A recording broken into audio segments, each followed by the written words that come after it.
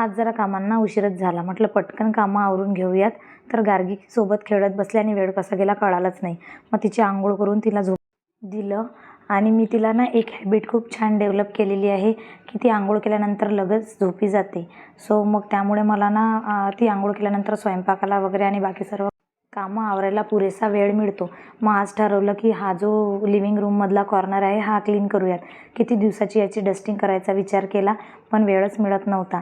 So लगेच आज हा मुहूर्त आलाच. तर त्यामुळे मी आधी त्याची डस्टिंग करून घेतली आणि त्याला वेट क्लॉथनी क्लीन करून घेतलं छान. आणि मला त्याच्यामध्ये काही नवीन आयटम्स आणलेले ते पण डेकोरेट करायचे होते.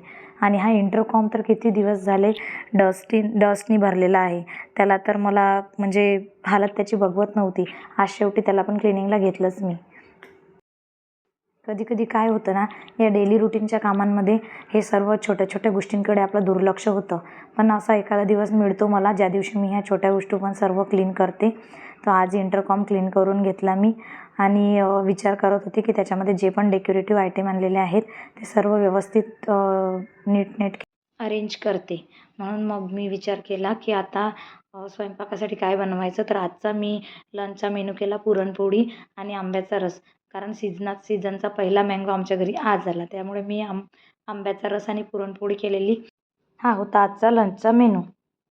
गार्गीची पण उठायची वेळ झालीच होती. तिच्यासाठी मी आज लंचमध्ये बनवले होते ओट्स. पण तिला जर सेपरेट प्लेटमध्ये ओट्स दिले तर ती बिलकुलच खात नाही. त्यामुळे तिला माझ्याच ताटामध्ये तिचे पण ओट्स घेतले. म्हणजे तिला पण असं वाटायला हवं की आपल्याकरता काही वेगळं नाही आहे. जे सर्वजण खातात तेच मी पण खाते. त्यामुळे मी तिचं आणि माझं जेवण एकाच ताटामध्ये बनवते. जेवण झाल्यानंतर थोडा वेळ गार्गीसोबत खेळले आणि तिला झोपून दिलं. मग नंतर परत रिमेनिंग कामं होते की जे रॅक आलं होतं मी कालच्या व्हिडिओमध्ये तुम्हाला दाखवलेलं ते रॅक पण मला इन्स्टॉल करायचं होतं किचनमध्ये. आणि मी जे किचन डेकोरचे आयटम मागवले होते ते पण इन्स्टॉल करायचे होते. त्यामुळे म्हटलं आधी क्लिनिंग तर करून घेऊयात नंतर इन्स्टॉलेशन करूयात म्हणजे थोडं फ्रेश वाटेल. सो मी आधी क्लिनिंग करून घेतलं. किचन नोटा एकदम घासून वगैरे क्लीन करून घेतला. नंतर ही माझे किचन डेकोरचे 4 टेम्पलेट्स आलेल्या होत्या. त्या टेम्पलेट्स मी लावल्या. मला जागा नीट सेट करता येत नव्हती. थोडंसं विचार करून मी त्या प्लेट्स सेट केल्या. ह्या अशा पद्धतीने त्या सेट केल्या आणि हे रॅक इथे इन्स्टॉल केलं. कसं वाटतं हे नक्की कमेंट सेक्शनमध्ये सांगा. आणि हा असा झाला माझा किचनचा सेटअप.